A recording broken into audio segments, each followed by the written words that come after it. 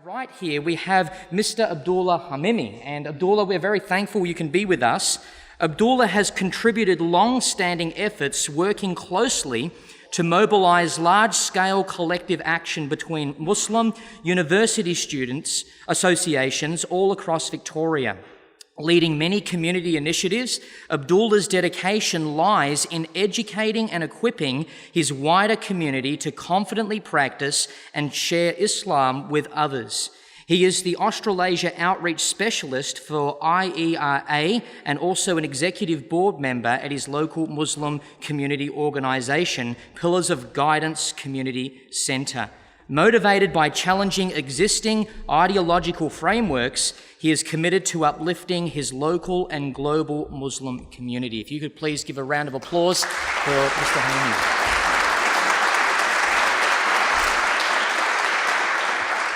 And to my left here, we have Dr. James White.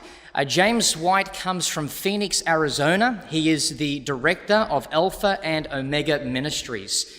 He's the author of over 24 books and has participated in over 170 moderated debates. And we are very excited that he has come to Australia. He has just recently ministered in Sydney last week, and he is also a part of the Hills Bible Church Apologetics Conference this weekend. So we are grateful for him. If you could also give him a round of applause.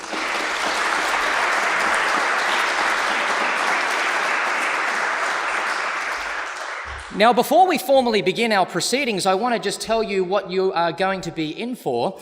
We are going to have a time where there will be two 20-minute presentations, and these will be timed. You'll notice that I have a beautiful captain's bell here. Listen to this. When that bell rings, our speaker needs to finish up what he is saying, and we want to be tight with the time so that we can be respectful to the program, and I've always wanted to use that bell. We're going to have two 20-minute presentations, and that will be followed by two 10-minute rebuttals. We will then move into a 30-minute section where we are going to have some cross-examination and dialogue. Each speaker will be given 15 minutes to lead those questions, and that, of course, will also be timed. And then we will conclude with two 5-minute closing remarks. And where possible at the end of the program, if you have any questions, I'm sure we're available. The speakers would love to be able to talk to you. And we will advise after this event in terms of where and when you can find the video and audio recordings of today. And what I would like to encourage everybody is when you are hearing the presentations, if you could please show your respect by holding back any applause or comment until the end of the presentation. We want to respect both of the speakers and give them the ability to be able to communicate these things clearly as we respectfully listen on. I'd like to begin by first of all asking Dr. James White if he could come and bring our opening presentation. Thank you, Dr. White.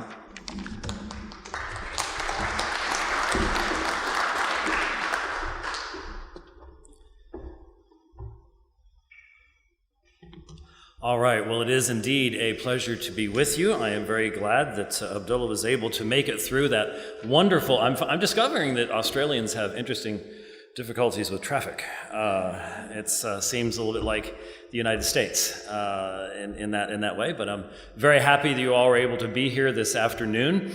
And I wasn't exactly sure what direction to go in our discussion on the subject of the Bible and the Quran. Abdullah was very kind to take this discussion on in a very relatively short period of time, and so we didn't want to do anything that was completely out of the norm. And of course, I've done many dialogues before on the subject of the Bible and the Quran, but thankfully, I think it was only about 4 or 5 days ago, you had a dialogue. Was that at Monash University?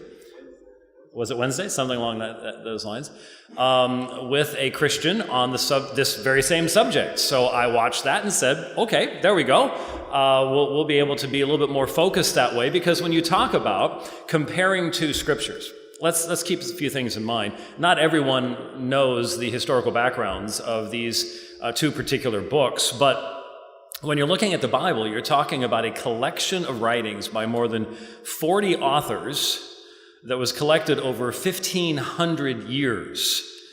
And so written in multiple languages, Hebrew in the Old Testament, but of course Hebrew went through a lot of change and development during the lengthy period of time during which what we call the Old Testament or the Tanakh was being written. There are about 12 chapters of Aramaic as well. And then you have Koine Greek in the New Testament, and a much shorter time period for the writing of that. But you have very, very, very ancient material in the Pentateuch, the writings of Moses. Less ancient once you get to the minor prophets, who are up to about 400 years before the time of Christ. Then the New Testament is written in a very short period of time, relatively speaking. And then you have, with the Quran, you're coming 600 years later. This is in historical. Let's not get into the debate today on the eternality of the Quran. I just did a debate with Yusuf Ismail in South Africa on that subject about 2 months ago, if you want to take a look at that. But at least as far as historical appearance, the Quran comes about 600 years after that. So Quran is not actually an ancient work in that sense. Because it's coming right at the beginning of the medieval period. It wouldn't classically be identified as one of the works of antiquity like the New Testament would be. And so the Quran is also significantly smaller. It's only 14% the length of the entire Bible, about 53% the length of the New Testament as far as the number of words are concerned. And so it's a much smaller volume, and it's a relatively much more recent volume. So in other words, it only had to go through about 800 years of handwritten transmission before the invention of printing in the West, whereas the New Testament has to go through about 1,400 years, and portions of the Old Testament multiple thousands of years. And so when we're comparing these two volumes, we're comparing very, very different works. One is one language, and we're told one author versus a collection of over 40 authors collected over 1,500 years in comparison to about 12. So very, very different things. And so I have often asked in my dialogues and discussions with Muslims, when criticism is made of the Old or New Testaments, well, we need to use the same standards. We need to have, as the Quran refers to, equal scales. We need to use the same standards of evidence and reasoning and so on and so forth. And so when we do that, when we talk about the Bible and the Quran, we have to be very, very careful. Most Muslims and Christians just simply look at it as a volume on the table and do not recognize the historical reality of how these books came together. And a lot of Christians are not aware of the historical reality of how, for example, the New Testament came together. It's very important to recognize, I think, if we want to seek to compare, and if any of you have my book, What Every Christian Needs to Know About the Quran, do you have that book? You can get an autographed one, yes. We'll try to work that out. But you have read it? No, I haven't. Oh no. Okay. Well, you may lose your copy today. Yeah. Okay. In my book, in chapters 9 and 11, I deal with this specific issue. You could have known everything I was going to say if you just had my book. I'll send you on YouTube. It's okay. Okay. So what is really important for both sides to understand is that one of the fundamental differences between the Bible and the Quran, other than the things we've already mentioned here, that is multiple authors, different kinds of literature, in the Old and New Testaments, you have apocalyptic and poetry and so on and so forth. And there are a couple of different forms of various of the surahs in the Quran, but not nearly as wide a variety of literature as you have in the context of the Bible. But the most important thing, I think, that would help advance the conversations that we need to be having between our communities. And by the way, if I could just say this, I'm really hoping that the conversations with young men like Abdullah will, in the future, lead to an advancement of our conversations between our communities to important issues. I'm afraid that in the past, very often our conversations have gotten stuck into certain ruts and don't necessarily result in a lot of increased understanding of what either side actually believes. I want to see that advancement in the future because it can be done with respect. We don't have to be at each other's throats. We will always, as long as Islam remains Islam and Christianity remains Christianity, be at disagreement with one another. Surah 112, Ayah 3, Lam yalid wa lam yulad, he begets not, nor is he begotten. If that is directly in reference to Christianity, and I think that it is, we will always have reason to be at disagreement on key issues. But that doesn't mean that we cannot respect one another and that we cannot engage in this type of dialogue in a meaningful fashion. And I think the whole world needs a whole lot more of the dialogue rather than the fighting, personally. And so I'd love to see an advancement of the topics. And here's my contribution to that. The fundamental difference between the Quran and the New Testament. Let's focus upon the New Testament because the history of the Old Testament is so long and so far back in antiquity that it's very, very difficult. The fundamental difference is between what is called a free transmission of a text and a controlled transmission of a text. Now, what does that mean? In the New Testament, the older of the two documents, and the longer and the multi-authored document, you have multiple writers writing at multiple times to multiple audiences. So, the Apostle Paul, he didn't write all his letters in the same place. The Gospels probably weren't written in the same place. The book of Revelation was not written in the same place as other books. So you have multiple authors, multiple times, writing to multiple audiences. That meant that certain churches, for example, if you received a letter from the Apostle Paul, then you would let copies of that be made and they'd be distributed to other churches, but you'd have that one. You'd keep that one particularly to yourself. And eventually collections of those letters would be made, and collections of the Gospels were made, and eventually those were put together with the letters of Paul, and you have a process going on. And the important thing is, it's not a straight line. You don't have someone writing the New Testament, and then a copy is made of the New Testament, then a copy is made of the New Testament, and then a copy is made of the New Testament.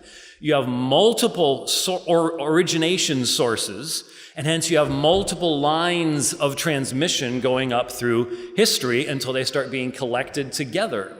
Now, why is that important?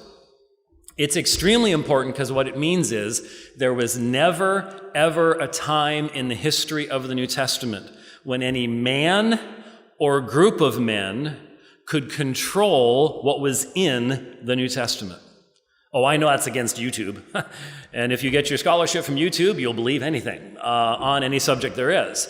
But there was never a time historically when any one man or group of men controlled the New Testament. Dan Brown, the Da Vinci Code, Constantine, that is all absurd from any historical perspective whatsoever. It could not have happened. There is no way that Constantine could have gathered up all the copies of the Gospels and made wholesale changes. He couldn't have found all of them. We have manuscripts today that had already been buried in the sands of Egypt before Constantine was ever born. He wouldn't have had access to those things, and hence if he did make changes later on, once we find those earlier manuscripts, there would be huge differences between them. But the reality is, as we began finding the papyri, they're called the papyri, we started really finding them en masse in the 1930s. The British had stolen them from Egypt long before during the colonial period and dragged them back to London. And as we discovered these papyri, did we discover a new Testament, some new message? No, not at all. They confirmed the accuracy of the manuscripts that we already had, the great uncials like Sinaiticus, Vaticanus, Alexandrinus, Washingtonianus, etc., etc., etc. So that kind of editing could not take place in a free transmission of the text. Now, the result of free transmission of the text is something called textual variation. Because for the first 300 years of the church, there's persecution. Especially between 250 and 313, there's empire-wide persecution. The Romans are trying to destroy the New Testament, and so the Christians are having to make a lot of copies of the New Testament so to make sure that people have the scriptures. And they didn't require you to be a professionally trained scribe to make a copy. If you wanted to make a copy of 1 Peter for your church, because your church didn't have a copy of 1 Peter, they didn't say, let me see your scribal accreditations card, please, before we allow you to do that. No, you were allowed to make a copy. And so when we look at those early papyri, we see varying levels of skills and clarity of writing and so on and so forth. And the result is something called textual variation. If I took a handwritten document and gave it to everybody in the front row and asked them to copy it and give it to everybody in the second row, and then they gave their copy to the third row, by the time it got back to the back, we would have a number of differences in what was originally given. But if we could find your copy and your copy and your copy and your copy on the way and compare them together, we'd have a very good ability to reconstruct what was given to the people in the first row. That's similar to what we have in looking at the transmission of any ancient text, but especially in regards to the New Testament. That is the result of the free transmission of the text. The cost is textual variance, which we need to study to this day. But the good thing is there could never be any substantial editing or changing of any of those documents that would not stand out in clear display as earlier and earlier manuscripts have been found. That gives us the free transmission, gives you the highest level of confidence. The more lines of transmission that you have, the higher the level of confidence that you have. We have over 5,000, almost 5,800 fragments of the New Testament in Greek, plus you add in the Latin, Syriac, Bohairic, Coptic, etc., etc. We have over 25,000 handwritten manuscripts of the New Testament. As Bart Ehrman said in the debate we did in 2009, the New Testament has the earliest attestation of any work of antiquity. No other work of antiquity comes close. Every other work written contemporaneously with the New Testament, the average amount of time between the first manuscript that we have and extant now and when it was written is between 500 and 900 years. For the New Testament, we have fragments, for example, the Gospel of John, P52, a little credit card fragment from John chapter 18, verses 31 to 34 and 37 to 38 is from around 125. So 4 times earlier than any other work of antiquity that would be contemporaneous with the New Testament. That's what we're dealing with. Now, what is a controlled transmission? A controlled transmission is Sahih al-Bukhari, volume 6, pages 509 and 510, which I will allow Abdullah to narrate for you because he did earlier when he gave the presentation just a few days ago. Specifically, a controlled transmission is when there is an external authority or power that is involved in revision or control of an official text and has the power to actually enforce that. And so fundamentally, when you have Uthman specifically creating an official version of the text and then sending that official version to the major Islamic cities and saying, this is the Quran that you are to use, and anything else is to be destroyed. And you have people like Ubay ibn Ka'b and Ibn Masud who are going, well, Ka'b not so much, but especially Ibn Masud going, no. Muhammad said, I was one of the people you come to for the Quran, and I'm not giving mine up. And so there's dispute. But when you have the governmental authority saying, this is the version you are to use, destroy anything else, that is not a free transmission of the text. That is a controlled transmission of the text. Now, for most folks, you'd rather have the controlled one. Now, I don't know about you. I do not want the United States government-approved version of the Bible. That concerns me greatly. It really, really does. But what if it's a religious government? What if it's the successor of Muhammad? Then why not? That would be a good thing to have. And a lot of people don't like the fact that in the margins of your Bible, it's in little teeny tiny print, but it says right over there, some manuscripts say this and some manuscripts say that. And if you're a Christian, you've got to admit there were times you looked at it and said, I don't know if I like that. You should be very, very thankful that that is in the margin of your Bible. You should be very thankful you have that kind of information available to you.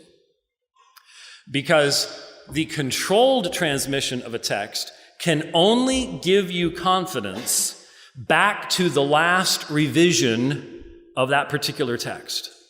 So let me give you an illustration. Some of you may remember the movies with Indiana Jones years ago. I'm dating myself here.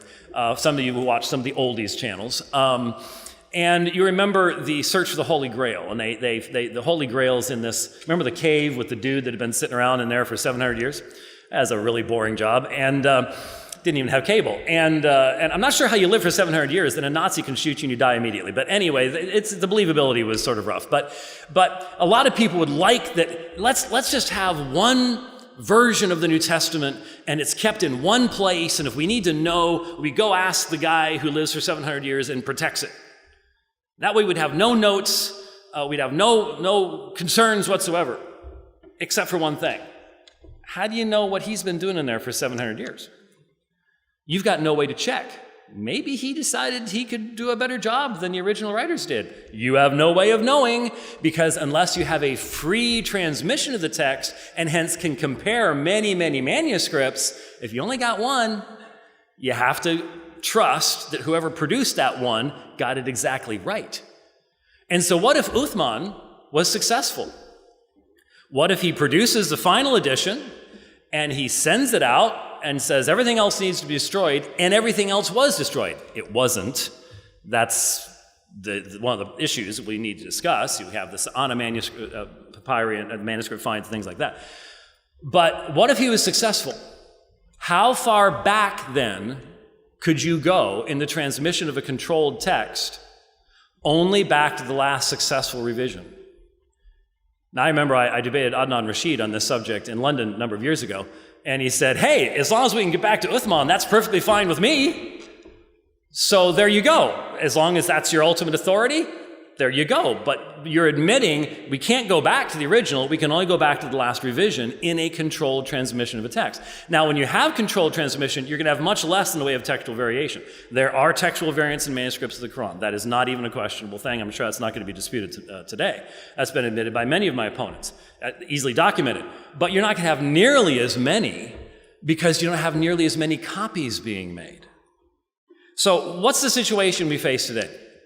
One of the things that we need to understand is that issue of the free transmission versus controlled transmission. And then it's a little bit unfair, but we have critical editions of the Greek New Testament today. I have one over there. I can talk to you about it a little bit later on. We have the Nessian 28th edition. We're working on what's called the ECM, the Editio Critico Mayor. It's supposed to be done by 2030. It's going to be huge, probably about 40 volumes long. In regards to the manuscript evidence, the New Testament, it's going to be awesome to have all that information available to us. But we have many critical editions available to us with the manuscripts listed and so on and so forth. There is not yet a critical edition of the Quran.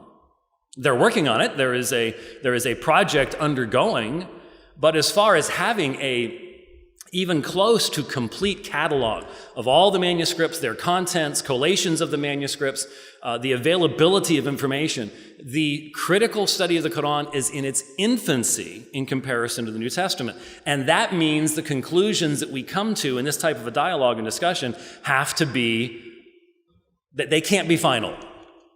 I'm not going to be one of those people that says, and as a result, this is what you must believe. No, there's more information to come. But the reality is that one side has significantly more data from which to draw than the other side does as to the history of their text, which is a little bit interesting given the fact that the Quran is 600 years younger and hence was written much closer to the time period of the modern time as well. Those are issues we'll have to be getting into. Hopefully that wasn't too much information too fast, but it's a good foundation to get us started. We've got a lot more time to talk about it. Thank you very much for your attention.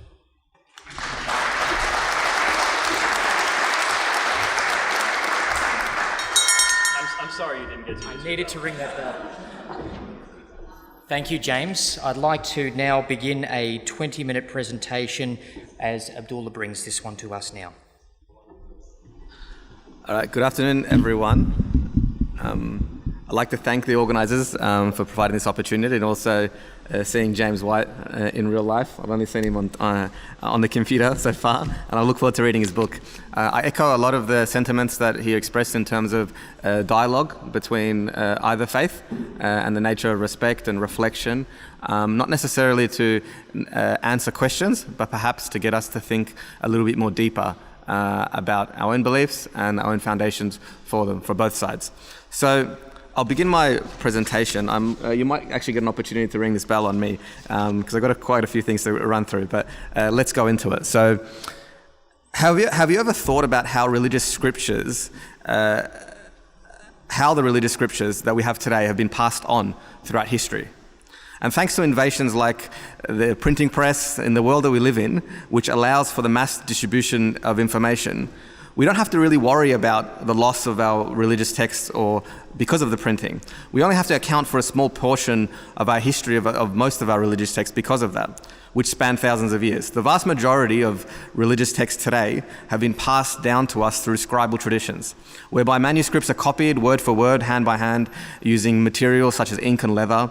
And so the question here is this method of preserving information reliable? So have a think about communications in the modern world, such as email, text messages. Have you ever sent an email or a text message that contains spelling or grammar mistakes? And even with the benefit of modern computers, phones, even with professional media outlets and spelling and grammar, spell check and whatnot. Now imagine if you have a copy of an entire book with hundreds of pages by hand, and it's been copied by hand and only with paper and ink, without relying on any modern technology. Now, naturally, I think it's reasonable to agree, and I think we both agree, that it would be probably filled with some mistakes. And so this is exactly what we find when we compare manuscript copies of religious texts from the past.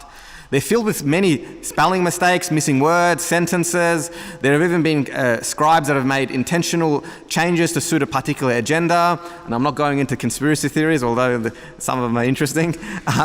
It was easy to do this without most people realizing, because literacy rates in the ancient past was really, really low.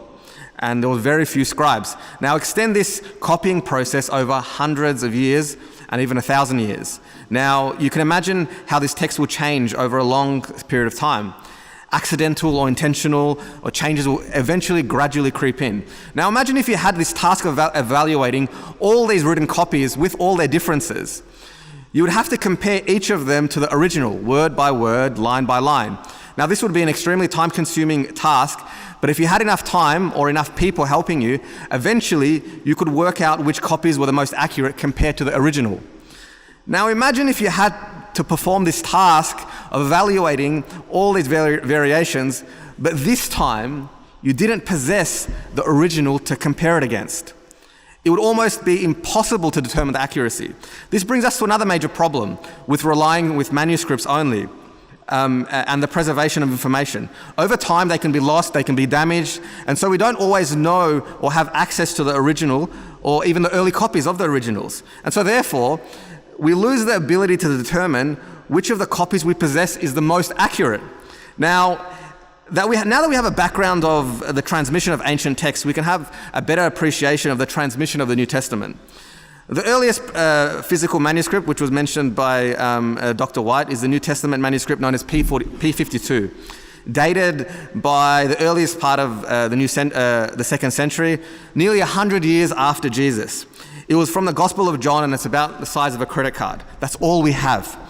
The front contains the first 7 lines from the Gospel of John, and the back contains the 7 lines from verses 37 and 38, both in Greek.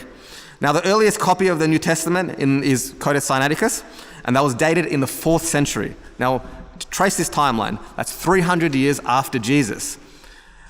And so just about how many New Testament manuscripts are there? And how different are they from one another? The original language of the New Testament is in Greek, and this is the language that most ancient manuscripts are in. There's almost 6,000, we had a number of 25,000 in total of New Testament manuscripts, but no 2 pages are identical.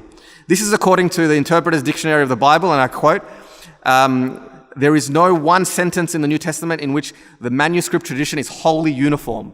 And so the famous Alexandrian scholar Origen was aware of the scale of the variance of the New Testament as early as the 3rd century. And he says, the differences among the manuscripts of the Gospels have become great, either through the negligence of some of the copyists or through the perverse audacity of others. They either neglect to check over what they have transcribed, or in the process of checking, they lengthen or shorten as they please. The 3rd century, and then the Codex Sinaiticus, one of the oldest surviving manuscripts of the New Testament, has a fascinating scribal comment in the margin which provides great insight into the variance from this point of view, from the copyist. And it says, Some of the New Testament presents a bewildering number of variant readings across the manuscripts. For example, Colossians 2:2 with 15 variations. So this raises an interesting question. Which version of the New Testament is inspired as the Word of God? And And since there are so many variants in existence, how do we choose? And so faced with a massive number of variant readings, how do Christian scholars go about determining what may be the word of God and may be the word of man? So let's take an example here. Luke 10:1, yeah? And I'll provide the example from the NIV, the RSV as well. So in the NIV, it says, that verse, after the Lord appointed 72 others and sent them 2 by 2 ahead of him to every town and place where he was about to go. That's in the NIV. In the RSV, it's, I quote, after the Lord appointed 70 others and sent them on ahead of him, 2 by 2, into every town and place where he himself was to come. So as you can see, the editors have there's 2 different versions of the Bible and 2 different readings. Yeah? It's, on one hand, it says 70, on the other hand, it says 72. But in the original New Testament, so which one is the original New Testament? 70 or 72? So Bruce Metzger, a Christian expert in the Greek biblical manuscripts and is widely recognized as one of the most influential 20th century New Testament scholars, this is what he had to say about the evaluation of this textual problem in the wake of Luke 10:1. He says, and I quote, the external evidence is almost evenly divided. The factors bringing the evaluation of internal evidence, whether involving transcriptional or intrinsic probabilities, are singular, elusive. It is likely that there in most of the early manuscripts, the numeral was written in letters of the alphabet. It was easy, therefore, for either number to be accidentally altered. So evenly balanced, there's 2 probabilities. Now, more or less, as you can see, the criteria here, and this is just one example, that has been developed by textual scholars depend wholly on probabilities. Often the textual critics must weigh each set of probabilities against each other. The range and complexity of the textual data are so great that no mechanically divided set of rules can be applied with mathematical precision. So each one of those variant readings need to be considered in itself and not judged according to a basic rule of thumb. And so Bruce Metzger concludes by saying the following about the evaluation of the readings. He says, by way of conclusion, let it be emphasized again that there is no single manuscript and no one group of manuscripts that a textual critic may follow mechanically. All known witnesses of the New Testament are, to a greater or lesser extent, mixed texts. And he goes on for a larger quote, and if everyone's interested, I can go into this.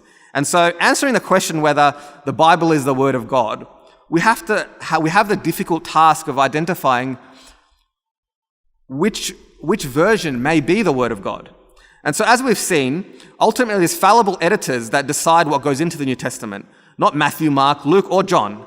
Now, we can appreciate why there may be different versions of the Bible in existence today.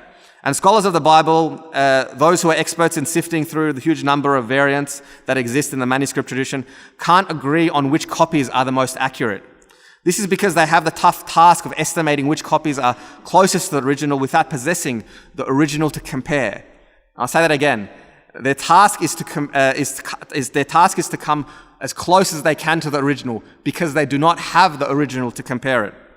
So with each version of the Bible that exists, there's a patchwork of different copies combined together, and this represents what a particular scholar or a group of scholars estimate as the closest match to the original. Therefore, with the text of the New Testament, we've relied on the manual copying of preservation. And so with this, we rely on estimates, and we can't say with 100% that what we have today is, however, the accurate or representation of the original. Now, you might say, hey, so what are the theological consequences of the New Testament variances? Yeah, spelling errors, sentences, passages, does it matter at all? Now, I wanted to press on about three different examples. Actually, 4. Make that 4 if I've got time. Now, I'll run through them, and hopefully maybe in the dialogue that we have in the next segment, I can go into them deeper. Otherwise, I won't get an opportunity to go through the Quran. The first one is, 1 John 5:7. Yeah? For there 3 that bear record in heaven, the Father, the Word, and the Holy Ghost, and these 3 are one. This is an often quoted passage to demonstrate the Trinity, although the Trinity is larger than just a sequence of persons. co-equality is core to it. So anyway, we can discuss that a bit later. I'm sure Dr. White's got many debates on the Trinity. Now, this verse supposedly mentions the Trinity. Now, it used to be present in all Bibles. It remains in some versions, but in the King James Version today, there's an interesting quote. However, the editors of the modern versions of the Bible, such as the RSV and the NIV, have removed this particular quote. Now, compare 1 John 5:7 in these different versions of the Bible. Notice that in verse 7. Now, if you've got the RSV or NIV, pull it out and have a look. I don't have a projector on me here, but there's a slide on this. So notice how verse 7 in the RSV is different to verse 7 in the KJV. The RSV does not contain the mention of the threeness. Also, notice that the verse 7 in the NIV is different from not only the KJV, but also the RSV. The NIV does not contain mention of the threeness. Now, here is the NIV quote regarding that verse. In the late manuscripts of the Vulgate of the Vulgate, testify in heaven the Father, the Word, and the Holy Spirit, and these three are one. And there are three that testify on earth. And then there's a bracket not found in the original Greek manuscripts before the 6th century. So if you're an auditor, you could only go up to the 6th century. You've got 6 centuries to account for, which you can't determine without any level of accuracy. And this is a quote that people use for the Trinity, very, very core. And so without this verse, there's no mention of God's threeness in the Bible.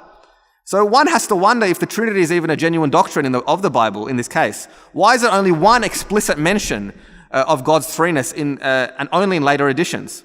It seems that it has to be inserted into the Bible in order to lend support for this particular doctrine. So that's the first example. The second example is the story of the adulterous woman.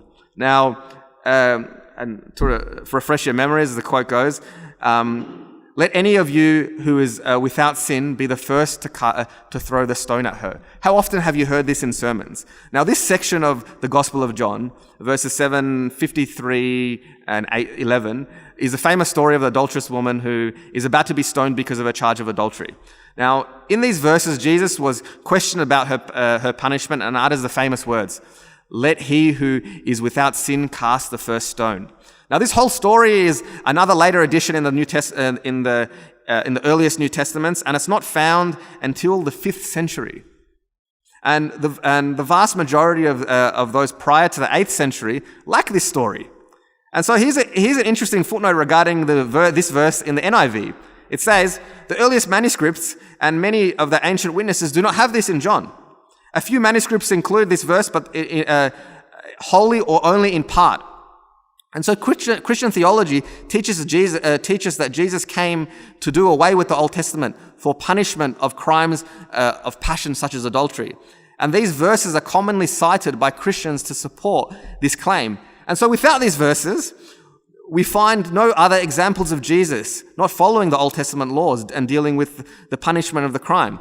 Now, I think they're two very core doctrinal consequences of the variation that exists. And there's a couple more that I'll quickly gloss over, but hopefully we have time for it. And the third one is the ending of Mark, right? And the shortest ending in Mark is found in some of the oldest complete copies of the New Testament in Venaticus and also Sinaiticus, which is still 3.5 centuries after Jesus died. That's the earliest we have, yeah? And they stop at verse 16:8. And most of the other later manuscripts contain some additional verses, and Mark 16:9-20, which are not always the same, seem to have an added to the gospel at a later point in time. And so in these additional verses that mention the believing Christians will be able to survive handling snakes and deadly poison. You might have seen YouTube videos around that. I'm not sure if this church does that. I don't think so. And so it has consequences, yeah? And the fourth one is the role of women in the church, yeah? Women, I'll quote Corinthians, yeah? Women should remain silent in the churches. They're not allowed to speak, but they must be in submission, as the law says. If they want to inquire about something, they should ask their husbands at home. for it is disgraceful for women to speak in the church. Now, for many centuries, women had not been allowed to lead or to teach in the churches based on these verses. However, there is strong evidence to suggest that these verses are not in the original Paul's writings, but they were added as later scribes. And so for a start, these verses seem to contradict what Paul wrote earlier anyway. And he says, but every woman who prays or prophesies with her head uncovered dishonors her head, and is the same as having her head shaven. Since it's quite clear that Paul has no issue with women openly prophesying and praying, it makes no sense that he would immediately follow it up with what he said about silence and speaking. And so they're the 4 points of one of the consequences of the particular variation. So the variation exists in terms of words, sentences, some passages, but in many ways, those core differences have got core doctrinal problems in them, right? And how do we determine that? Is it disciples? Is it apostles? Is it Jesus? Who's deciding this? And hopefully in the next couple of segments, we'll unveil that the people who are deciding this are church fathers, who are not disciples, who are not eyewitnesses, who are not connected to Jesus. They're disconnected by many centuries. And our closest auditing trail is, at the best, Codex Sinaiticus, which is about 3.5 centuries after Jesus died. Right? That's the best. And after that, we have thousands and thousands of manuscripts. Prior to that, the closest we can get is a credit card size P52 of Gospel of John. That's as close as we can. We don't have the originals of Matthew, Mark, Luke, or John. Now, the transmission of the Quran. We might say, what about the Quran? The preservation perhaps could have been compromised based on what James said. But the author of the Quran makes a very, very bold claim that this doesn't exist in the Bible specifically. And particularly on the point of the Gospels, Matthew, Mark, Luke, and John, none of them claim to be inspired anyway. But the Quran makes a very clear statement here. And I quote in Surah 15, chapter 15, verse 9, "We have sent down the Quran ourselves, and we ourselves will guard it." This is God's promise, that God blessed his final revelation with the Quran with something that is not bestowed on any prior scriptures. He promised to protect and preserve it from any corruption. You might be wondering about why this such a bold claim, and how it could be true in light of in light of consistent corruption of previous religious scriptures throughout history, including the New Testament. So unlike these scriptures, the primary means of preserving the Quran has been and always was through memorization. And the Quran reminds us this in chapter 54, verse 17. "And we have certainly made the Quran easy for remembrance, so there any who will remember." And in memorization is really practical in preserving Quran. The reason being is because it's got a unique style that it's easy to memorize, like poetry. And so have a think back when you were at school. You've probably forgotten the finer details of science or any of those boring subjects that you have, mathematics and physics. But I'm a fan of maths, by the way. This is because we haven't used this knowledge after we've left school, for example. And human beings naturally forget things. But how often is it that you can recall a nursery rhyme or the words of lyrics of a song, just like that, right? And you haven't heard it for ages. So the Prophet Muhammad, peace be upon him, was tasked by God with memorizing, transmitting, and explaining the verses of the Quran to Muslims, as they were revealed by God to him through the spirit of angel Gabriel. And in turn, Muslims who had learnt the Quran directly from the Prophet himself were known as the companions, passed on what was memorized to the neighboring tribes and nations. So see the difference here. It's the companions. It's the companions who not only heard the Quran in person, they memorized it off the Prophet himself. And not one companion, not two companions, but thousands of them memorized it for word, whilst simultaneously later on was also being written down. Now, this is very attested to by, I've got a minute or two? 20 minutes. That's it. All right. It's attested by Orientalist scholars as well, and we'll get into it in the next segments. Thank you.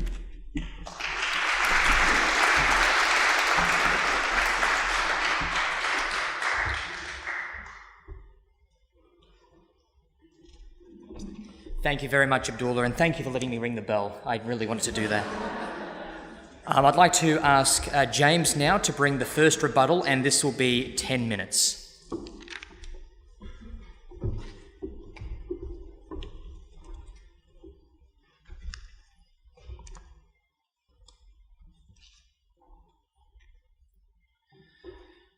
The problem, of course, with debates is it would take 30 minutes to adequately engage each of the subjects that were just raised. That's the problem.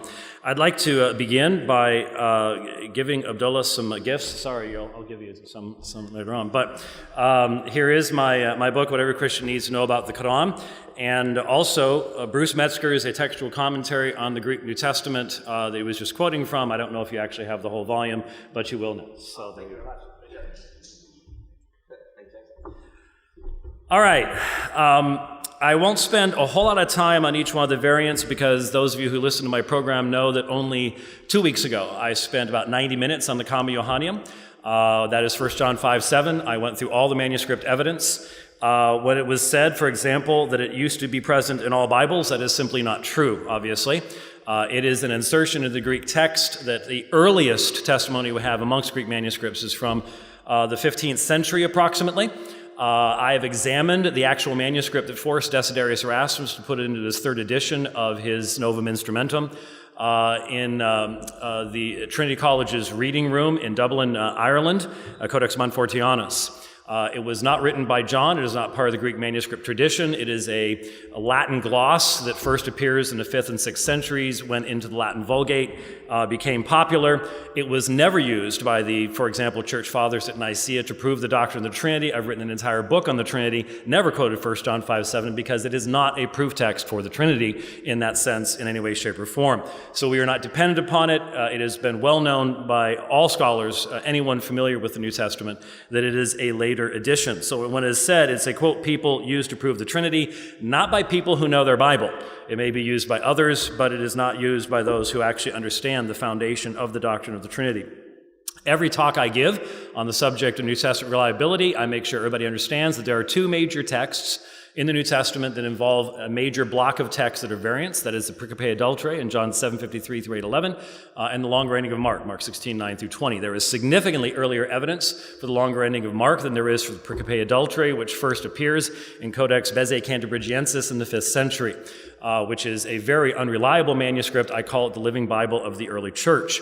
Not only that, but the Pericope Adulterae appears in 3 different places in the Gospel of John and 2 places in Luke in the manuscript of tradition. That is a story that was looking for a place to land. Again, scholars are well aware of this. You do not base any dogmatic teaching upon a textual variant, so it's not the basis of anything in regards to Jesus and the Old Testament law or any of those things. These are well-known variants. The evidence is all right here.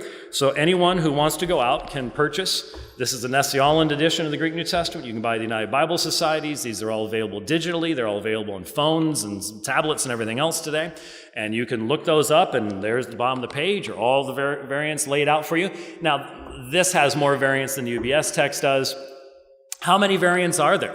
Well, it depends on whether you count just simply, for example, if there's a difference in one single letter, or whether you're talking about variants that actually could be original and actually change the meaning of the text.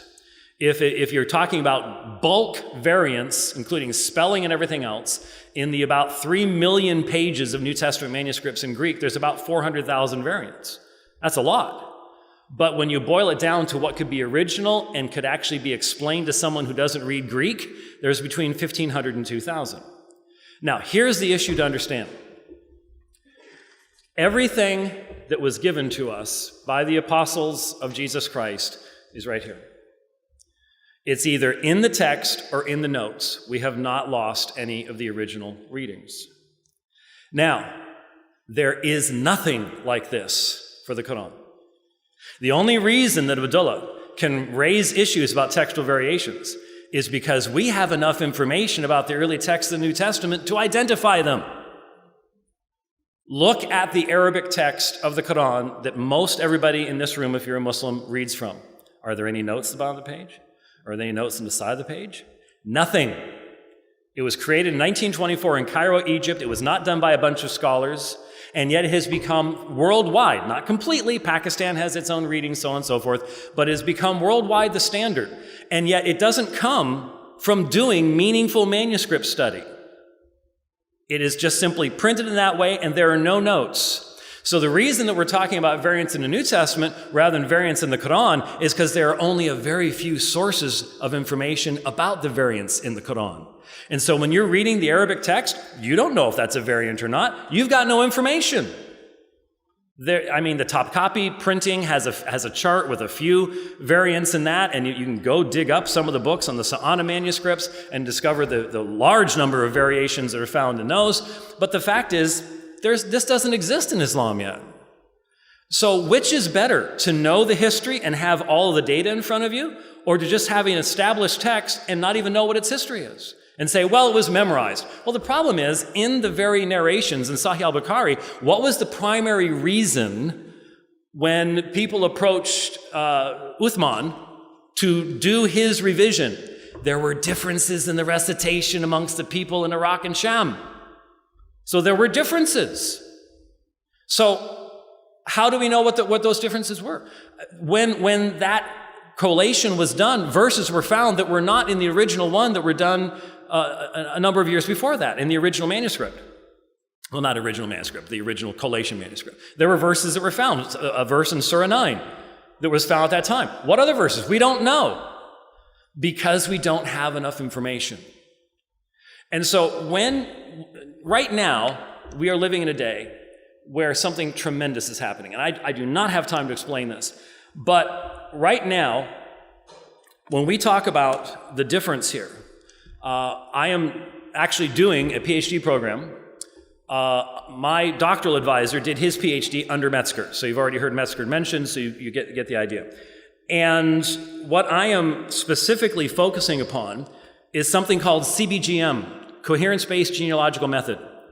You can go online. It's only available for Acts and the General Epistles so far. This is an ongoing project. You can go online for any one of these variants, and you are able to, I know only a few of you can see this, but click on any one of these manuscripts. Here are the relationships of manuscripts, etc., etc., etc. We are wide open in our recognition of the existence of variation, but the point is we have hundreds of manuscripts upon which to be able to determine the range of even possibilities for any one of them. There are numerous scribal errors. For example, there's something called homoiteleuton. When you're copying a document, and in your language there are common endings to words, tion, es, ing. These are common English endings to words.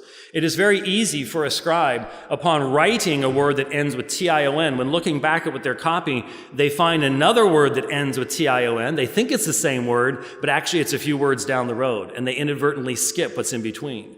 Now, if we only had one manuscript, or if we had a revision of manuscripts, then we wouldn't know what the original was. But we have hundreds of manuscripts, and we're able to compare them. And because we have multiple lines of transmission, you can go, oh, look at that. For example, in 1 John 3:1, if you compare the King James with modern translations, the King James doesn't have a phrase, and such we are.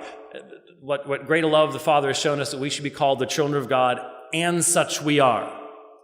That and such we are is not in the majority of Greek manuscripts, but we know that it's what John originally wrote. Why? Because it's homoiteleuton. It is an example of seeing similar endings, and inadvertently the I skips over, and you lost two words, kai esmen, that's all it was. So we recognize scribal habits, we are open about these things, and we have the biggest, oldest manuscript tradition of any work of antiquity. We can't even begin to have this discussion about the Quran because we don't have that information. And by the way, when you say, well, you've got Sinaiticus and then you've just got that one scrap, that ignores all the rest of the papyri. I am working on papyrus P45. P45 contains sections of Matthew, Mark, Luke, John, and Acts. It's the only early manuscript we have that contains those particular books. It goes between 200 and 220. It has major portions of that text, and it's one of just many that we can compare with one another that go into that time period between P52. Not only that, we have something called P75, which when it agrees with Sinaiticus goes back to as early as P52. There is much more information that we actually have. My point is, because of the free transmission, we can look at all this. We've got all the data right here. Where's the corresponding Quran? It doesn't exist. And we're being told, well, it's because it was memorized. Documentation is something we can examine. A dead person's memory, we cannot. That's a major difference. Thank you.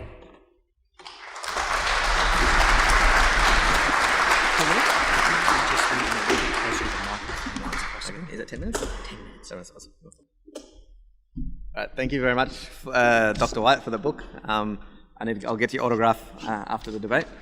I think a lot of things were left to be said because I missed out on the last bit, but more or less, I'll cover the end of. I've got 10 minutes, so I think I've got enough time. What Dr. White's doing is he's demonstrating a lack of. He's trying to explain more or less is through titling it a free transmission that trying to put pieces of the puzzle back together, right? And I only got up to purely the oral transmission for the Islamic or for the Quranic understanding. But again, as I mentioned, it wasn't purely based on an oral transmission. We have entire codices, the Topaki, the Birmingham manuscript. Go Google it if you want to have more information. We can talk about it later. Within the first century, right? Within the first century, we have an oral transmission of multiple chains of narration, multiple, from the Prophet himself to the companions to even to this day, right? Through all the modes of recitation, and they're from the people who'd witnessed it. We have the closest full codex that we have is one of the copies of Uthman's text, which was compiled by companions. It wasn't compiled by one person. The first compilation of the Quran was within 2 years of the Prophet's death. During the time of Abu Bakr, he commissioned Zayd ibn Thabit to bring together verses, and each verse that any companion had to bring, they had to have 2 witnesses. It had to be written down. It had to be memorized in the presence of the Prophet, and they also had to do 2 witnesses. So a controlled transmission is a scientific transmission, if that makes sense. It can be audited, right? We can confidently conclude that this is whether you agree with the contents or not. If we're having a historical discussion, I'm not trying to turn this into a theological discussion, but at the very, very least, you can agree that a controlled transmission done by the very people that it was revealed to, that witnessed the revelation and then carried it on to others, that's always going to be a more faithful representation of what the actual text was. Now, when Dr. White mentions P45, P52, 72, Codex Sinaiticus, yep, that's the only full codex that we have of the New Testament, right? And again, just to quickly track back a little bit, we sort of glossed over the Old Testament. The Old Testament is a huge part of Christianity. It might not form modern Christianity as determined by Paul, but it's a huge part of the text. It's part of the Bible. And in the oldest manuscript of the Old Testament is probably the Dead Sea Scrolls at best. And that's about 4,000 years, 4,000-year history. And we can only go 300 years BC. How do we know? We're linking and we're attaching our salvation in the hereafter. This is a really important discussion. We can have a discussion around, okay, it's a book of faith. I have no problem with that. But if we're going to have a historical discussion, if somebody had to objectively audit this, they would have to determine how they can compare it to the originals. Now that brings me to a really interesting point about Matthew, Mark, Luke, and John, right? The fact that we have P52, which is within the start of the 2nd century, we don't have the original of Matthew, Mark, Luke, or John, right? The best we have is a credit card statement of some of the verses of John, right? So how can we possibly audit the original? How can we know what's the original? Compare that to the Quran. It was not only memorized, it was also written down. It was put together twice, but during the time of the caliphate of Abu Bakr, which was the first caliph, 2 years after the death of the Prophet, and then Uthman. Within 20 years, it was brought together.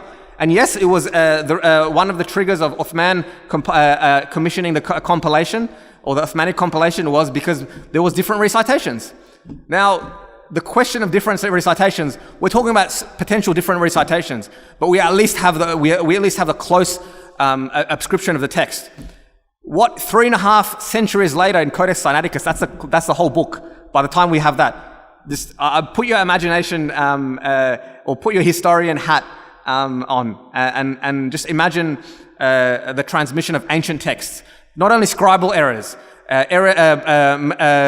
times where someone made an error and then someone tried to fix that error not knowing what the original was, and that keep going.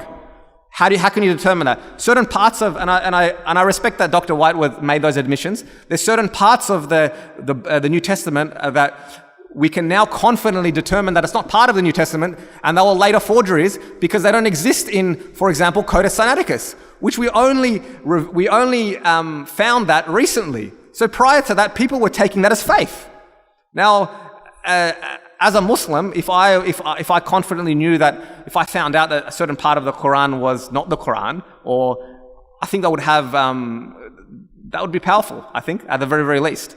Now, so the Muslims do have a written transmission. Yeah, there's no critical textual studies in the way that Dr. White is describing, because it's so controlled, right? The whole point of textual criticism is to determine what the original text is, and because there's so much variance, that's the auditing task for many Christian scholars.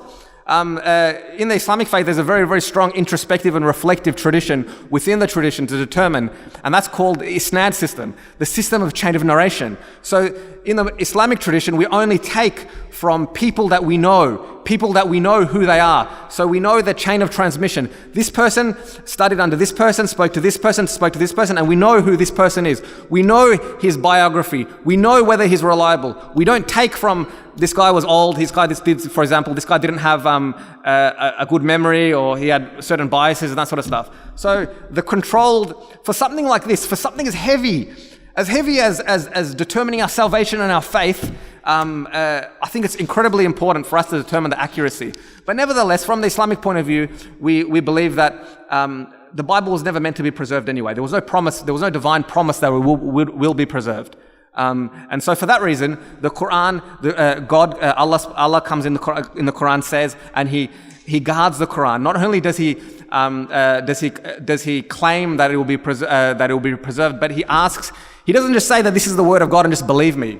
He asks mankind three falsification tests. The first one, that it will be preserved. The second is that you will not find contradictions or mistakes within it. And the third, you will not be able to replicate even a chapter like it. So He gives mankind an opportunity to falsify. Now, Muslims never had Islamic civilizations never had a shortage of enemies or people who are motivated to undermine an entire civilization. And God has basically just said, here you go. Be my guest. Give it a shot, right? To demonstrate the divine authorship through reflecting. So I don't know how many minutes I have left. 2 minutes? Okay, I'll just quickly cover up. There's a few other points.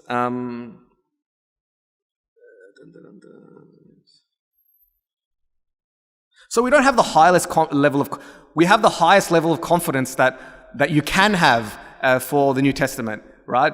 Up to the 3rd century at best, and even then there's variations within that. 3.5 centuries, well, you can just go through Christian history and don't pretend that it's like that it's this uniform history and uniform doctrine that was just literally passed on. All the church fathers, all the different denominations, all the different beliefs, all the different bringing together of the creed of the Trinity, putting the Holy Spirit within there. So many things that the church fathers had to decide at the time.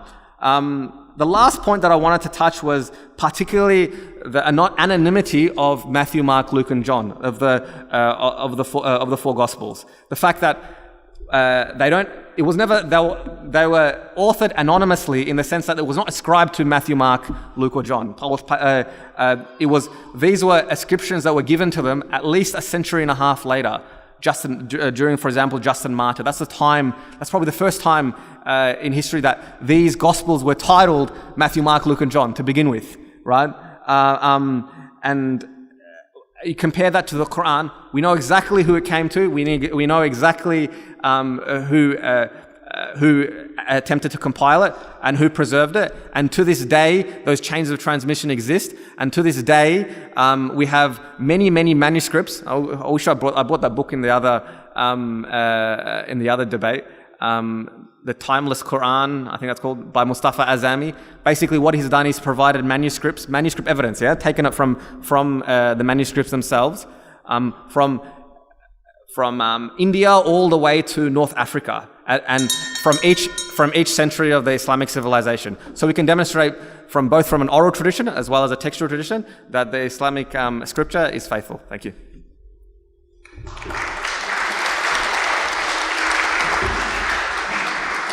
Thank you, James. Thank you, Abdullah. We're now going to move into a 30-minute section where we are going to have cross-examination and some dialogue. Each speaker will be given 15 minutes to lead those questions. So I'd like to ask Dr. White to begin in the first 15 minutes.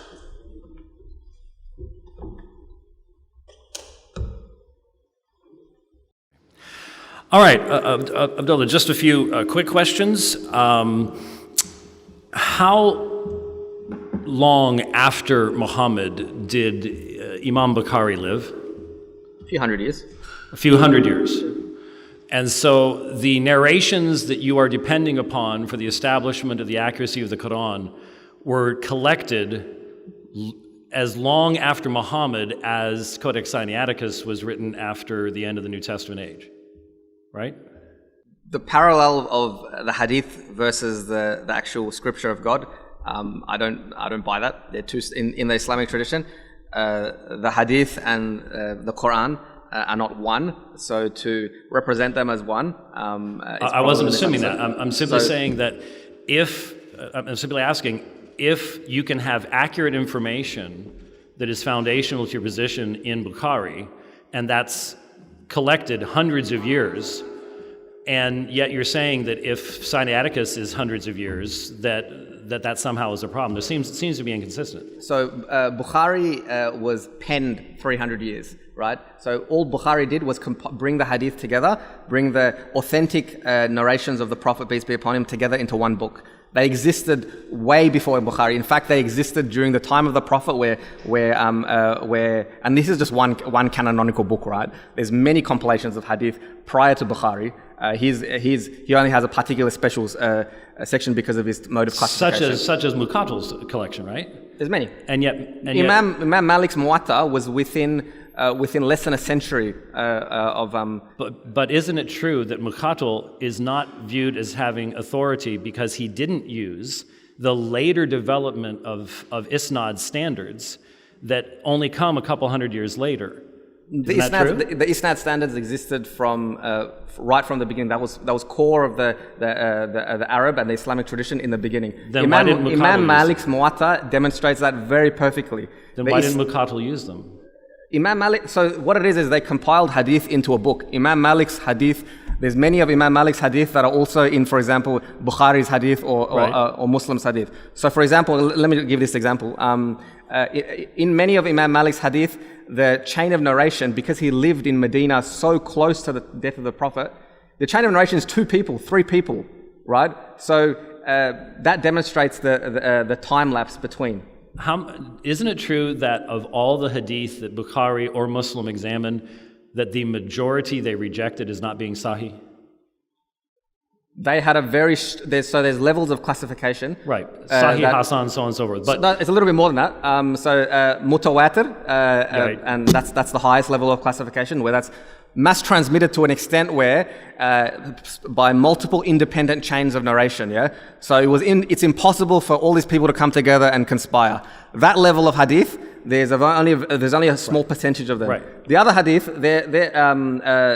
many of them are, as you said, authentic, reliable, weak, fabricated. But this classification system exists because Islamic scholars sought to discern that. I understand hadith sciences. My point is that there were many hadith that existed at that point in time that had isnad chains that were rejected as being unreliable. Is that not the case?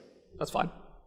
Yeah. Okay. So it is the case. Well, okay. Yeah, there was a hadith that was rejected because they were not reliable. That's the point. That's why they rejected. But they all had isnad chains, or they would not even been examined. Of course. Yeah. Okay. Yeah. All right. So when you say that, for example, let me just make sure that we get a chance to.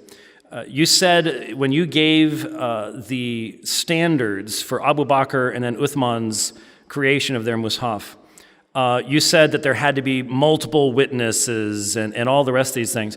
Where are you getting that information from? How long after that event is your earliest reference to that standard? So you're saying, can I please explain that a little bit further? So when you very quickly mentioned, and I read the book that you gave to Joash. I was hoping to actually give that to you, but you can get I have it in my you can library. get it off I have a very good library, actually. I've read the book, Yeah. and the argument there is that, and it's been repeated to me in numerous other debates, is that there was this standard that was in application at that time for the creation of mushaf, including multiple attestation, multiple witnesses, so on and so forth. What I'm asking you is, what is the earliest historical evidence you have to substantiate that claim? So that narrative, of course, comes from yes, and I agree, comes from the hadith. But the hadith were written and memorized then and there. They were only brought into books in the later centuries. So certain scholars sought to compile them. So the hadith existed during the time of Abu Bakr, during the time of Omar. So that's within 2 to 20 years. But your first knowledge of it comes from hundreds of years later. No, it doesn't. It was the first time it was printed in a book. Printed in a book like that. yeah. It comes a couple hundred years later. And and if you just read Bukhari 6, 509 and 510, those standards are not included in that narration by Bukhari, are they? The standards differ amongst the scholars, but that's fine. So but the standard about having multiple attestation and witnesses is not found in Bukhari, is it? I'd have to check that. Okay, all right. I just want to make sure because that was a very important issue. I don't think the argument rests on that point though. Okay. On one solitary narration.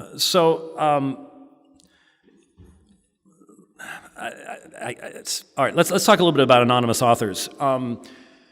If Jesus was a prophet, then he would have only quoted from reliable sources. Is that true? Jesus would, well, yeah, of course. Okay.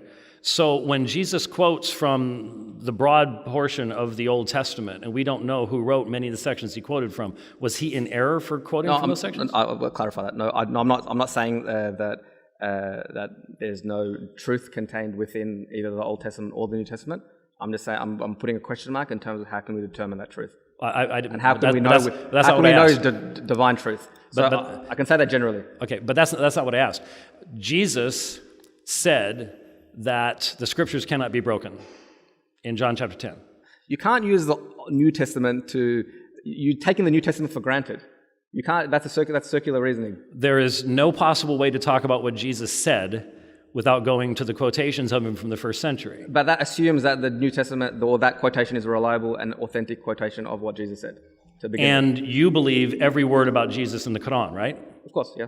Okay, and yet there's 600 years between the quotations of Jesus in the Quran and when Jesus lived, and can you show me any historical evidence whatsoever during 600 years that Jesus said those words? So the challenge brought to man that God makes, we're saying that this book is authored by God, not by Jesus, right? And so God has got eternal knowledge, all-knowing and whatnot. So if we can test that falsification test that God gives all of mankind, we can establish a confident foundation of that text altogether. And in doing so, that answers that question from an epistemological point of view. So I'm trying to see, because you said we need to use the same standards. You're saying I cannot quote from first century materials written by the disciples of Jesus and say Jesus quoted from this or Jesus quoted from that, but you accept the words of Jesus that are found in the Quran that have absolutely, positively no historical pedigree for 600 years. That's a really interesting point, the first point. Let's take it one step at a time. Which textual writings of any of the disciples are you referring to that we have at the moment? You mentioned you were referring to the text written by the disciples? Yes. Do we have any of them at all? Well, the specific quotation I gave you is when Jesus said the scriptures cannot be broken in John chapter 10, or I can give you Matthew chapter 22. I don't believe that, but the reason why I'm questioning it is because you're taking that for granted. So if you're saying that this is actually we have the text of the disciples, I think we need to ask that in a more reflective point of view. Do we have the text of the? Actually, yes. I'm gonna ask questions. They're okay. If you want to raise, I'll ask the questions when it's my turn. Please do. If you want to raise any question concerning any of those texts as to their text, I'd be happy to address it. There's no textual variation that's relevant at this point.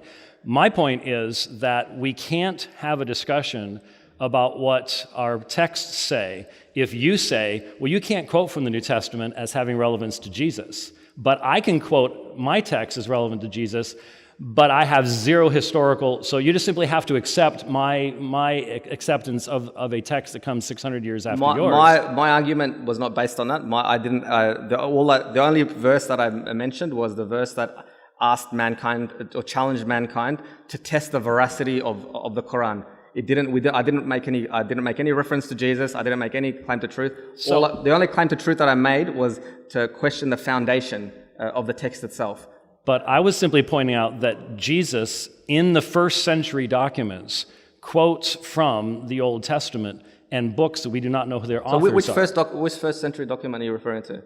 The New Testament. If P52, if I really got the number right, if P52 was within the turn of the second century, and that was the earliest thing we have, what do we have from the first century?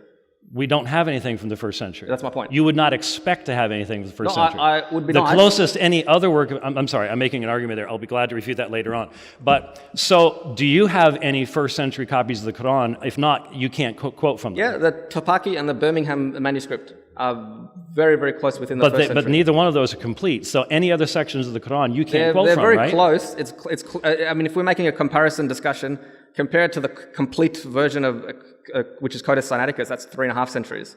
So no, but we have the vast majority of the New Testament in the papyri that go to the second, third centuries. You're just not aware of the existence of those books. Okay, but the point is, if you're going to say, but the point is, are you actually saying that we cannot quote from anything in the Gospels unless we have a first century manuscript? I'm not saying you can't. I'm just saying that if you do, you fall into that potential fallacy of you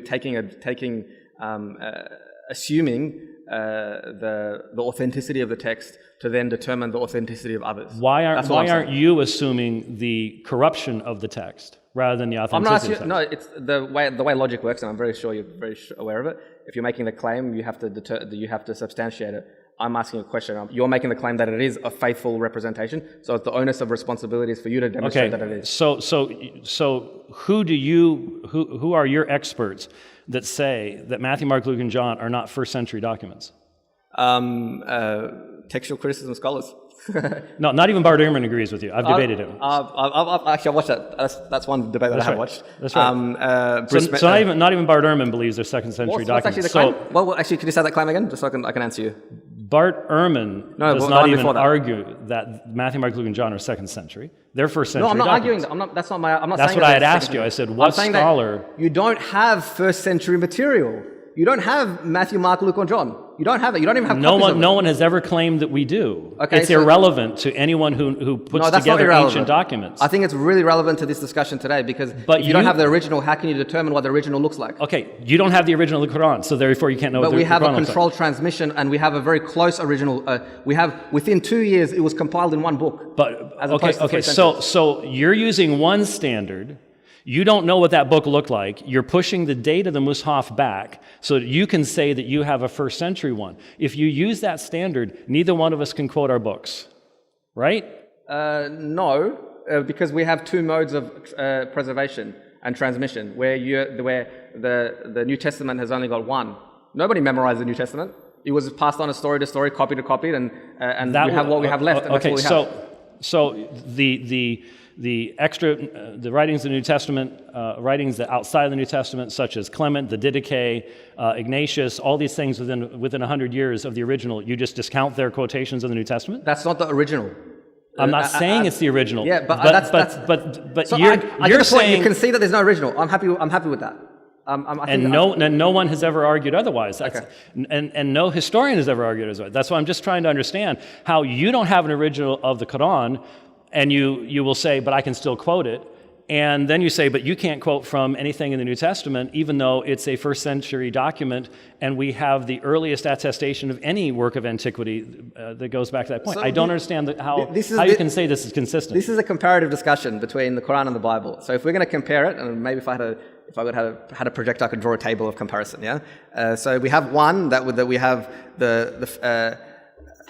the first time we actually even agreed on Matthew, Mark, or the 27 books of the Bible was during the time of Athanasius, so about 3 centuries anyway. Codex Sinaiticus, 3.5 centuries. Compare that to the Quran. Within the first 2 years, it was written in a book. Within 20 years, it was standardized. We had an oral transmission and a written transmission. You only had a written transmission.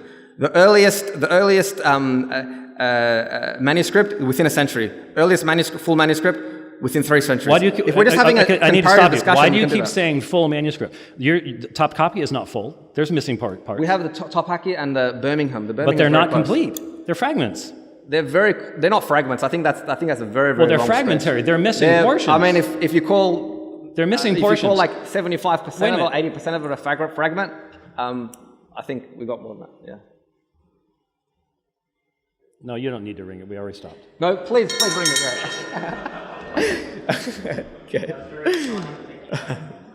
We now are going to move into the next 15-minute segment, and this will be led by Abdulah. I'm happy to just continue where we left off, mainly because, I'll give you another opportunity to ring that bell anyway. So, given what you mentioned about, I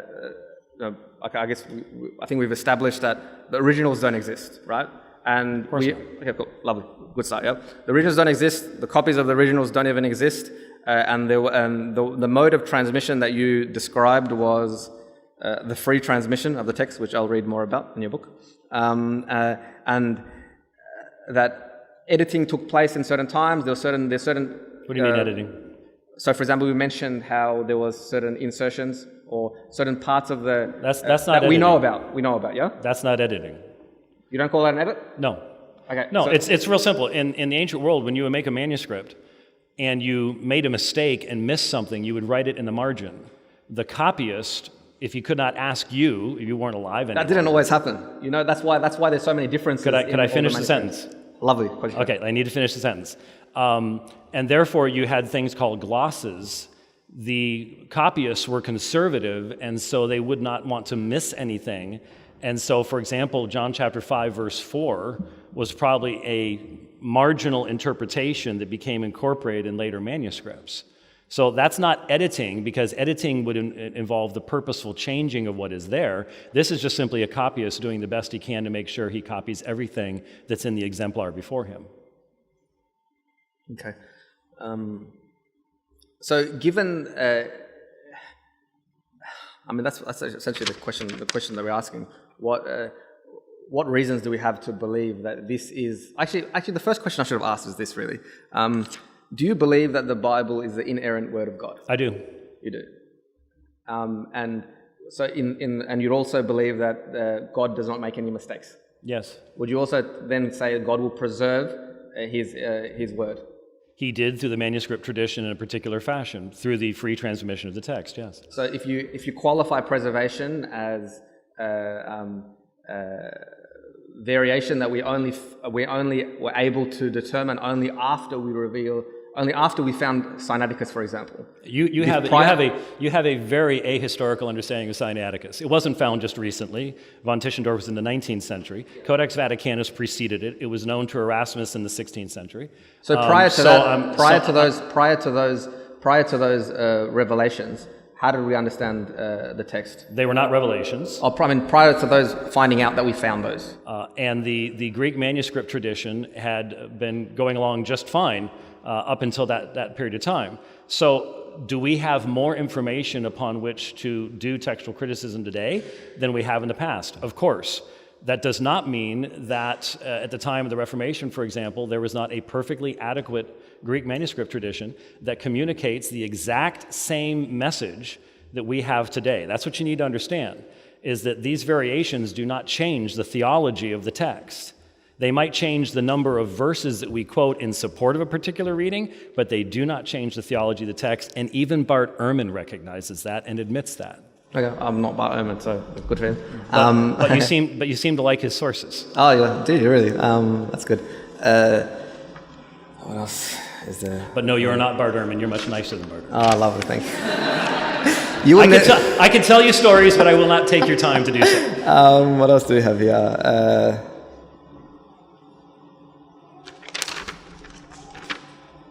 Ask me some more about those variants.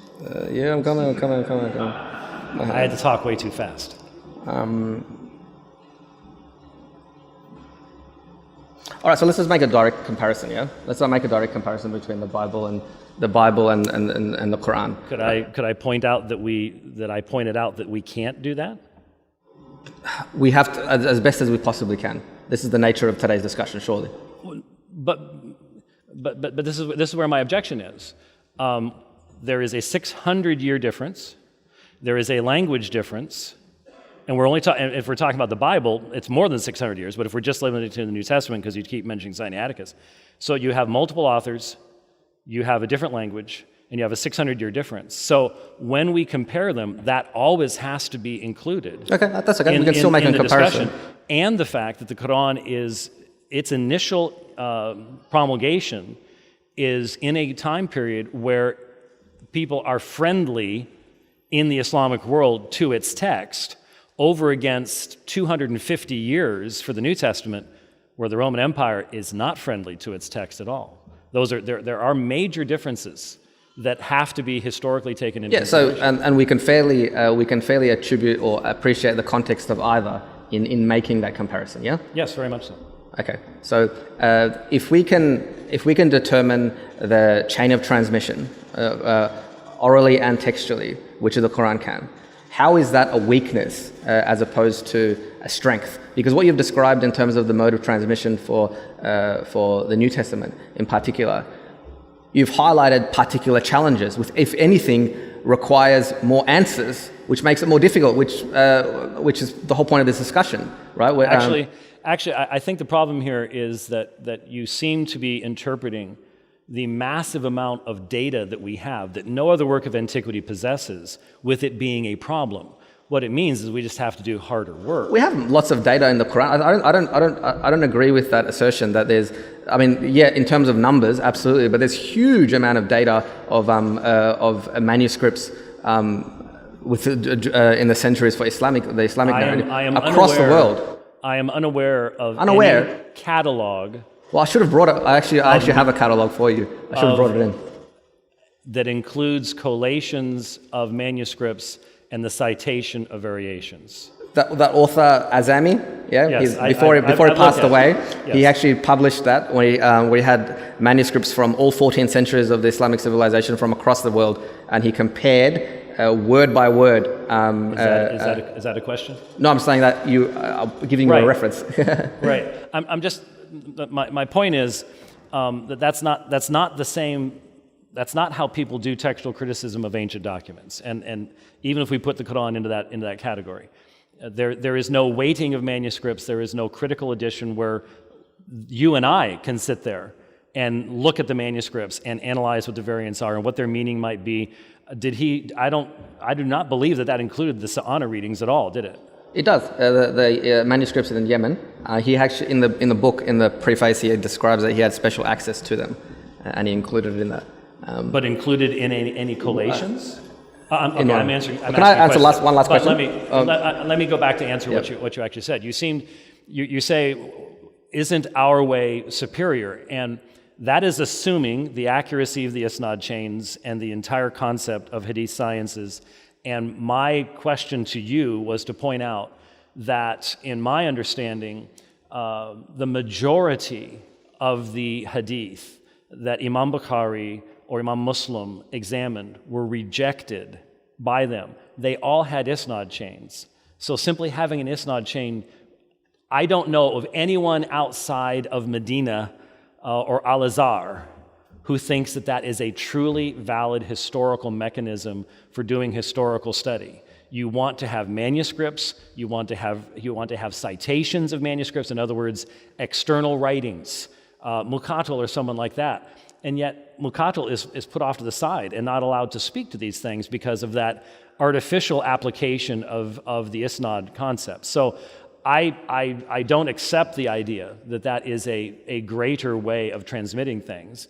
And it does strike me that, again, let's look at the time period.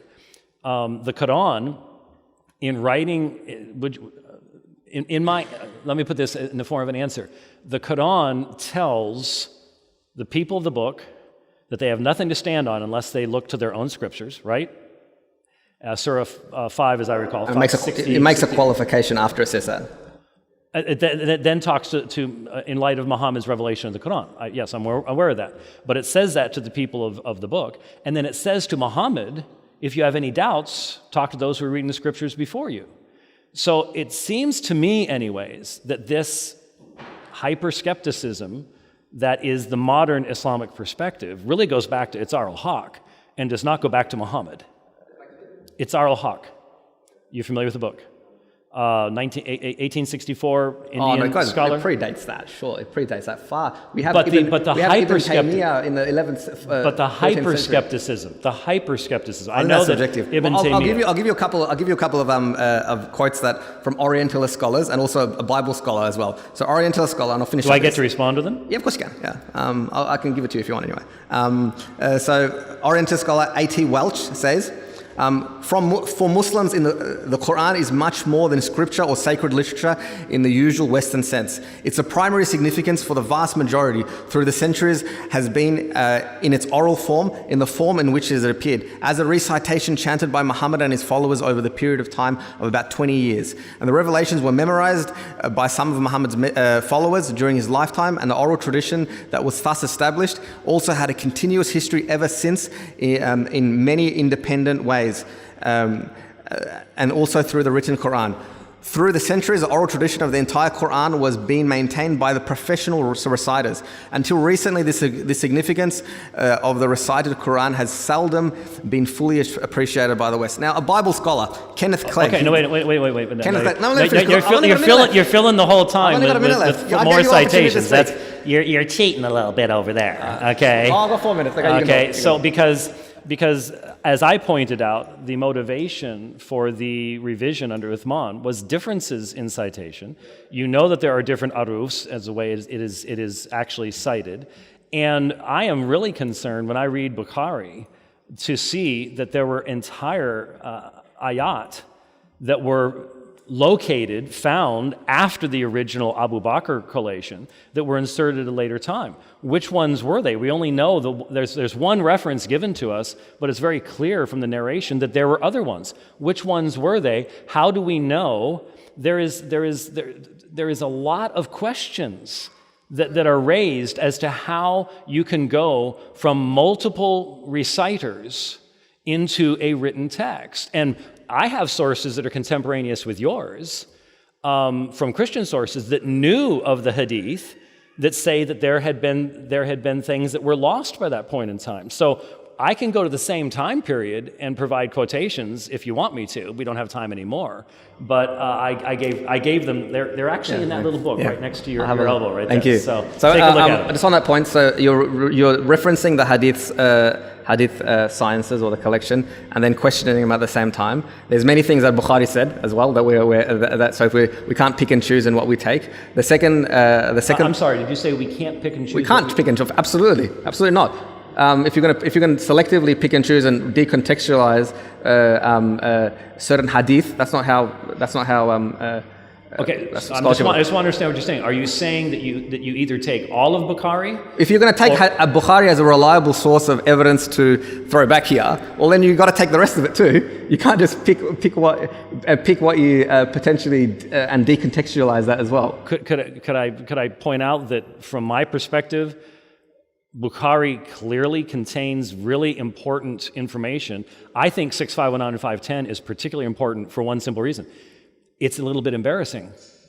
And that means I think it has greater evidence of being historically accurate, and I can find Bukhari, the core of what Bukhari was saying, in non-Muslim sources. That means it's really, really solid, But are you saying that we cannot critically analyze what sources he would have had? What I'm saying is that the Islamic tradition, as you've already demonstrated, has a version of textual criticism in the fact that if Muslims, if Bukhari, for example, why did he bother to narrate that if he didn't have a reflective, introspective approach?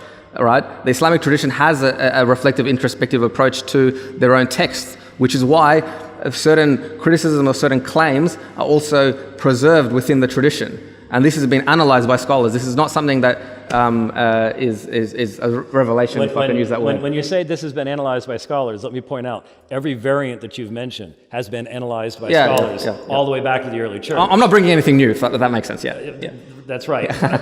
But the way that you presented it, it almost sounded like you were pointing out things that we didn't know. For example, the Kama Yohannium. I mean, no one at the Council of Nicaea quoted the Kama Yohannium in defense of their positions. So obviously, it was not relevant to the early church's we're allowed to state the obvious in this. I'm not assuming anyone's knowledge on anything. So we can have discussions from from first principles. I don't mind doing that. So for that reason, 30 seconds. Thank you very much, Dr. White. Thank you. Thank you.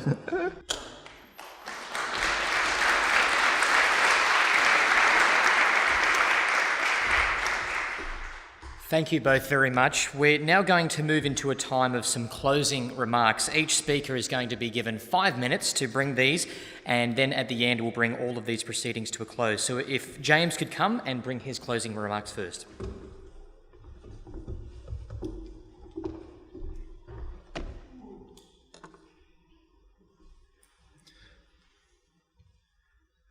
I heard someone yawn right then. I'm sorry. Hope that's not a commentary. Oh, White speaking again. Okay, I get a little nap here for 5 minutes. All right. Well, I'm sorry if we got into the weeds a little bit there, but it's going to happen, and it needs to happen. And I'm glad you were here to observe it.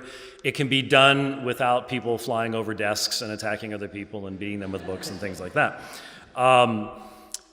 This is a very important discussion, and what it does highlight, my fellow Christians, those of you in the audience who are, is the need for us to know the history of our text. I have for over 30 years been seeking to, and I don't think you're 30 years old yet, right? I'll take that, okay. I have for over 30 years been seeking to educate Christians about the history of their text, to realize that it was given to them in a particular fashion. The book of Romans was once a papyrus that was in a leather bag being carried by a man along the dusty roads to Rome, and that man had never heard of deodorant. It happened in history. You need to understand that. And for a long period of time, longer than the Quran, that was transmitted to us in handwritten copies. Now, thankfully, we have very excellent early manuscripts of the New Testament. And in fact, I didn't get a chance to do this. Let me just point one out. We have one Gospels manuscript that contains almost all of Luke and John, called P75. And we can tell by the readings that P75 is related to Codex Vaticanus. So P75 is about 175 AD. Codex Vaticanus is about 325, 350. They both go to a preceding ancestor. Vaticanus is not a copy of P75, we know that.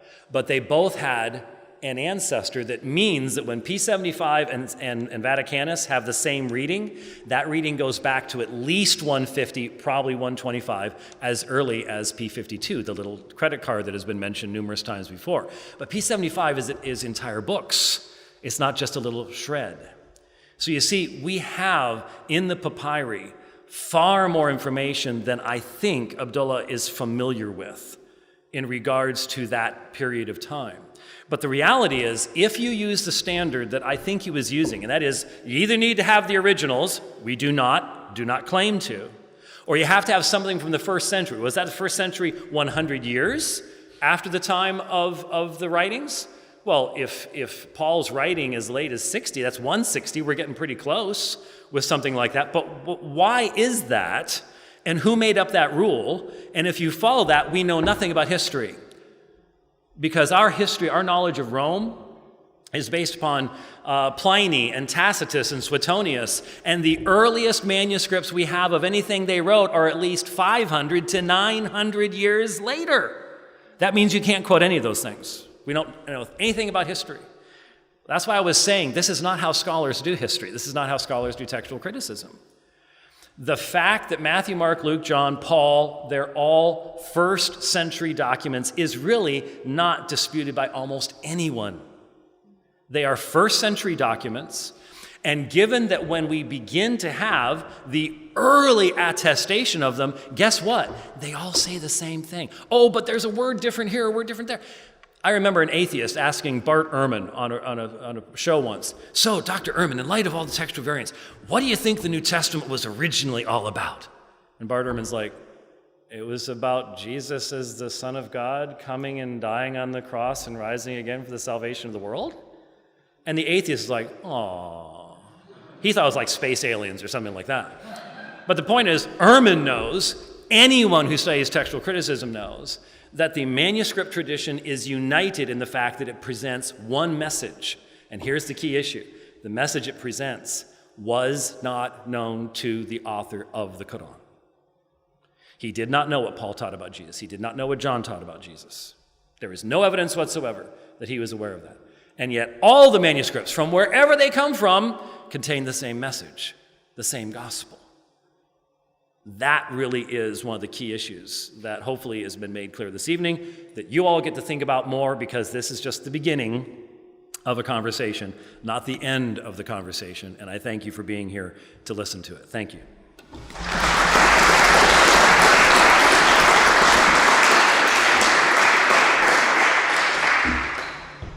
That was it.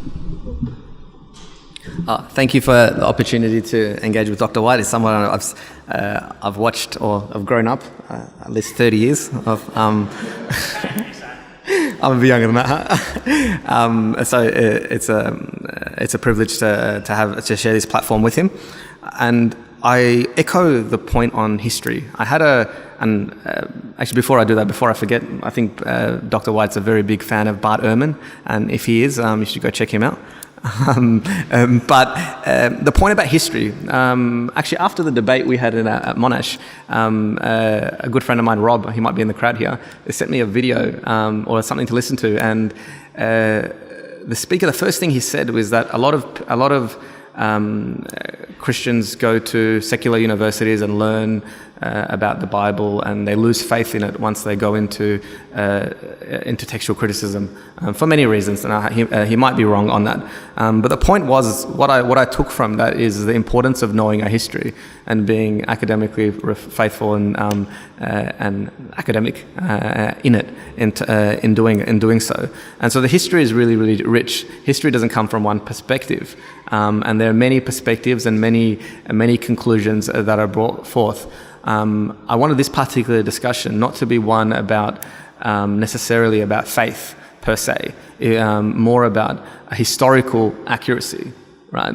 In the sense that people believe in whatever they like to believe for whatever reasons they like to believe. That's fine, right? And maybe perhaps many people associate religion in that way as well. But in terms of if we're going to have an academic comparative discussion,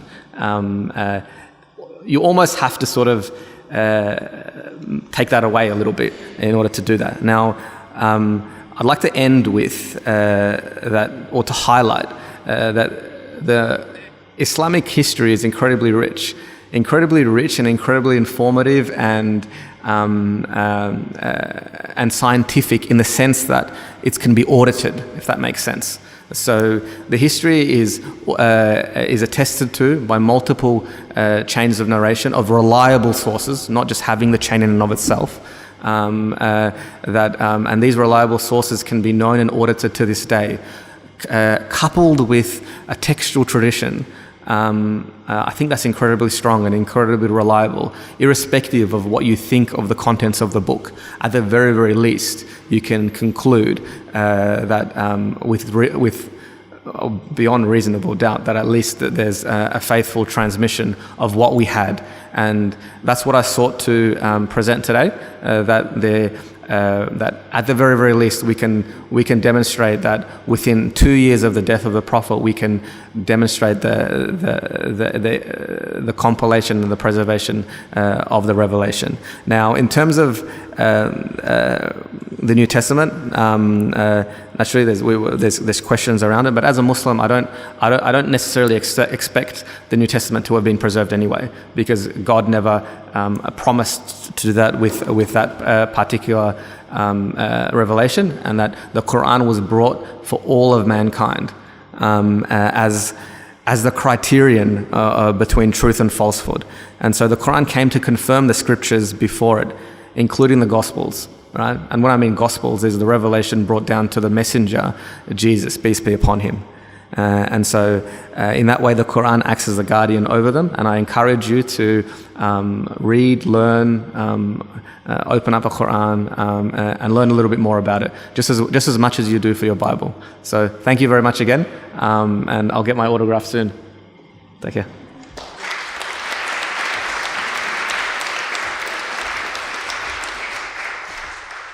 Just one more time. That you had one more minute. Thank you. Thank you very much. I'd like to thank both of our speakers, James White, Abdulah Hamimi. We are very grateful for the time that you've given us. It is a wonderful opportunity for us. I want to thank you all as well for participating, listening so respectfully, and we are very grateful that you could be here.